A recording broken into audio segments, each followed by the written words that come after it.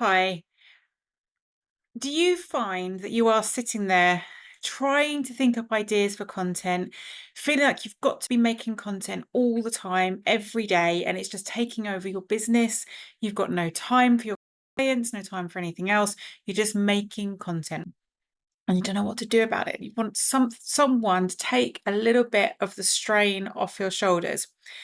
And I get that because I know sometimes it feels like you've got to be there making content all the time. And then you've got to remember to be there and you forget to be there. And then you think, oh no, now I've not posted for 2 days and now I've got to go back and do this. And you get all in a tiz. Your calendar feels like it's all over the place. You don't know how to keep any kind of consistency. And so you're not having an impact with your content because you're not being consistent because you don't know when to turn up or how to turn up. So what I want to talk to you about is 5 different strategies that you can put into place that are going to help you to overcome some of that overwhelm. So we're going to look at batching, repurposing, having some kind of calendar in place, being comfortable with being imperfect, because that's something that we often struggle with, and just about outsourcing delegation. And also I'm going to put under that category just dropping some stuff because we often do things we don't really need to do, and so we can drop it. So let's start with the first one, content batching.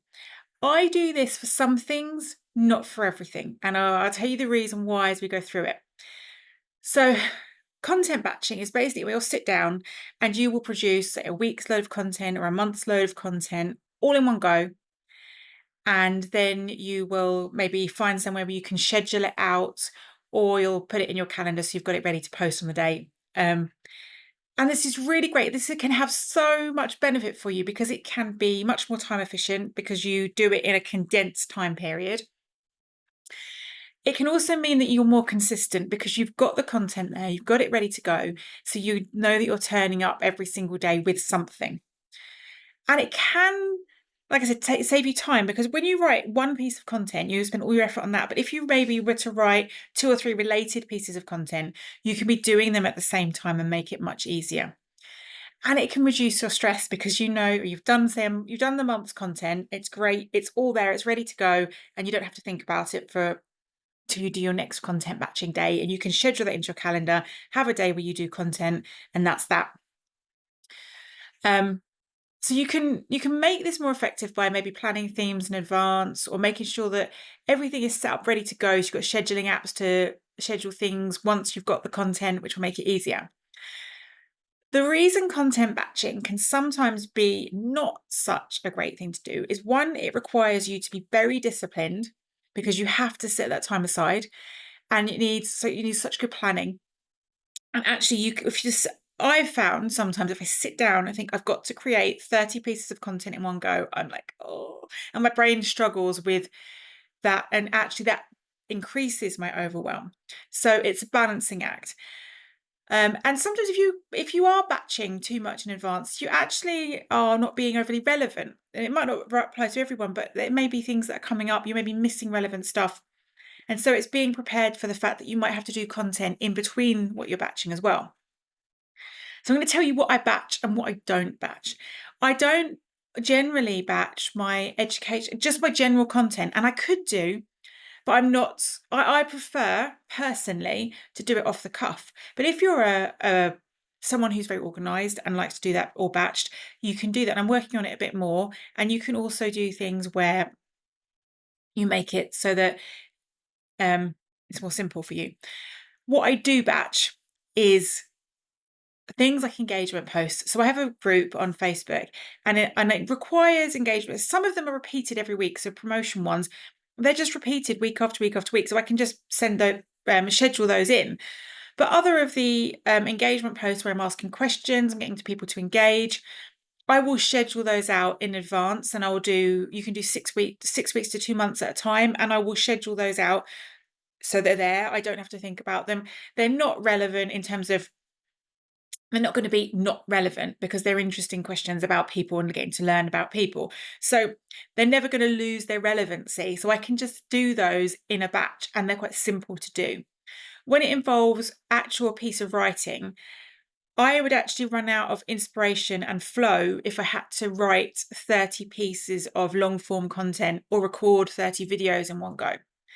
Because I find I need to be in a certain zone to be able to do it, and I have a certain amount I can do when I'm in that zone. But that's me personally. If you're not like that, then batching is a huge weight off your shoulders if you do it. So that's one of the things I would absolutely recommend to reduce the content creation overwhelm. The next one I would say is repurposing. And this is something I do quite a lot and something you can put into your kind of daily routine to make life easier. Now, this is particularly effective if you're using across multi-platforms, and it's where you can then utilize AI to your advantage to make life a bit easier. So, for example, if you are doing video content like I'm doing here on YouTube, I'm going to then get a transcript from this video. And I've created this content. It's all me. I'm talking kind of off the cuff. I have no script. But this is what comes from me. And I can then take this transcript, give it to AI, and I can get it to produce several pieces of content for me, like a couple of long form posts for Facebook that I could put out, maybe some short quotes that I can use on Twitter, or color block posts on Facebook. And I can also use AI platforms to maybe create reels out of this that I can then put onto TikTok, I can put onto Instagram, and I can create lots of content from one piece of content. So I'm repurposing what I've got to make lots of stuff. And there's another way in which you can repurpose content, which people don't do. They're kind of like, they shy away from it, but it's fine to do, is going back over your old content and resharing it later down the line, maybe with a different headline or in a slightly different way with a different picture. Because when you're on social media, if you think about it, if you were to share a post today and then you were to share the exact same post 3 months later, how many of your followers do you think would even see both posts? And if they did, how many would remember that you had shared that post 3 months ago? Because we're really not paying that much attention on social media. It's all short attention span, in, out, and then on to the next. So if you're thinking, I've got to come up with all this new content all of the time, thinking about the fact that you can actually reuse old content, you can put it back in. If you have quotes that you like, that you share on Instagram, or you share on, I was going to say Twitter, but we should probably call it X now, that you share on X, then if you're going to share them, you can share them again a few months later. Maybe put a different caption with Instagram, or design the graphics slightly differently. And so you can just play around with these things and reshare them. I mean, on X, you can reshare the same quote a couple of weeks later and it'll be fine. So this is about thinking about how you can be clever with your content creation and not just having to force yourself to do new stuff all the time. And then I want to talk about having a content calendar, because this can really help to clarify what you're going to create. And this is about you want to think about having different categories of content. And this way you're going to get through to your audience, you're going to be able to target them, and you can work on creating really quality pieces of content in each of these categories. So you want to have personal stories. So your personal stories, things that people are going to be able to connect to you with, and they're going to be able to see that you can provide the transformation via your personal stories. You also want posts that are going to educate. So things that people are going to find useful, they're going to find that they're going to see value in your content, and they're going to see that what you're sharing is worthwhile, because that all adds up to creating the know, like, and trust factor, because they kind of think, well, this person is prepared to share this really useful information. I wonder what it's like to actually work with them.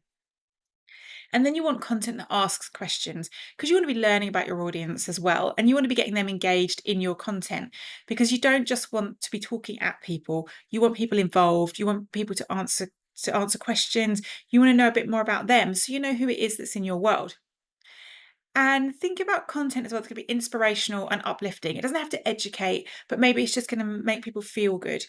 And it's going to feel inspired to move forward. And maybe you're sharing your own personal struggle, but showing how you overcame that, and that's going to inspire people. Or maybe it's sharing someone else's story.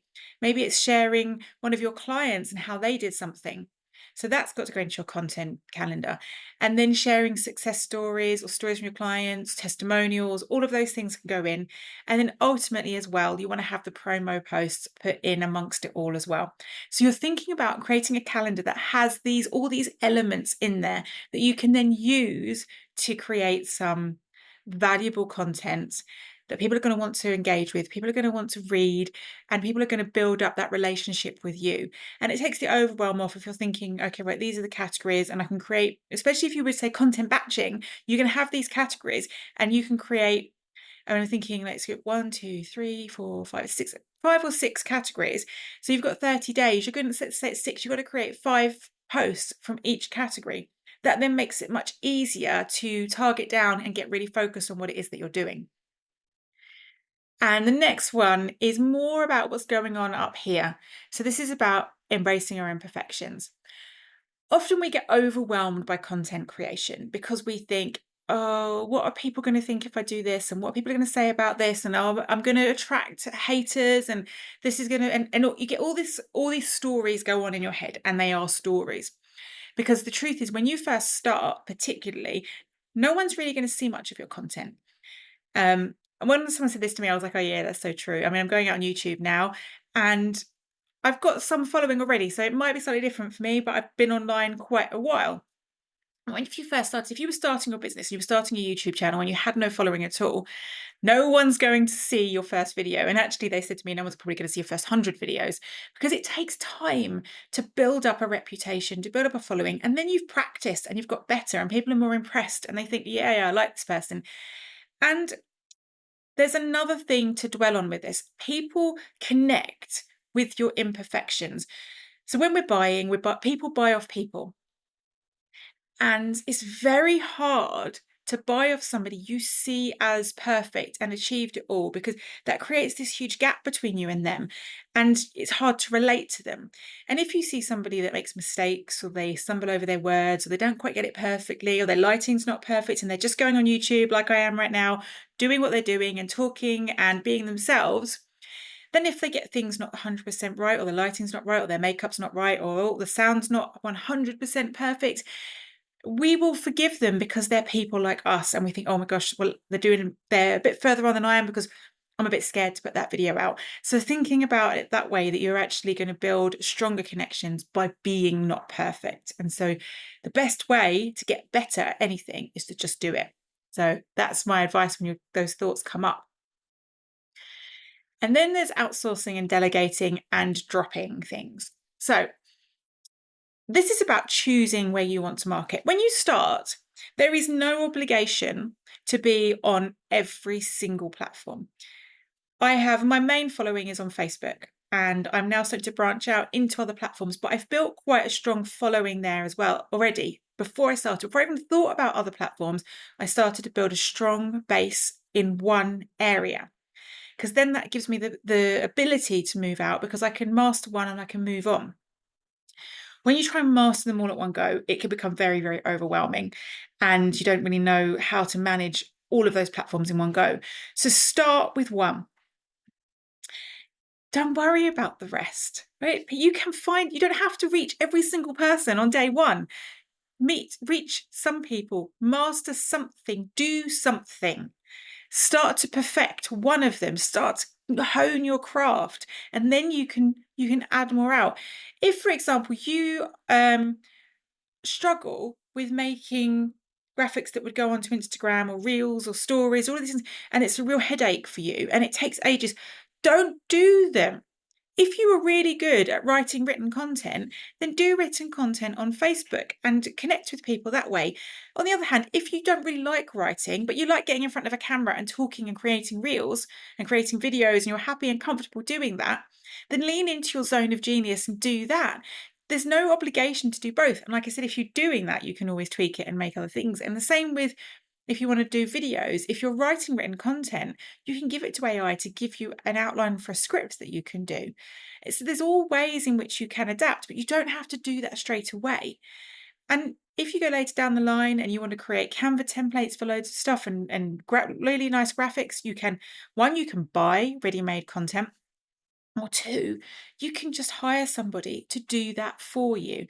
There's no obligation that you have to sit there and do every single little job yourself, leaving you no time for anything else. So this is about streamlining. Choose the platform and the type of content that you want to create, and stick to one form of content and one platform just to get you started and to build up the ability to create an audience, to build an audience, to get your visibility going on one platform and master that.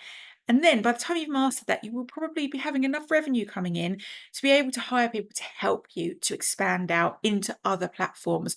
So focus on one and then progress, make your life much easier. So those are my 5 top tips for reducing your overwhelm. So you want to do batching, repurposing, having a calendar, embracing your imperfections, and streamlining everything so you don't have to do everything. So that's it from me today. I'm going to put a link below where you can join my free group on school, where you can get more tips, more advice. I've got a course there for you and you can connect with me. So I've been Mercedes and I will see you again soon.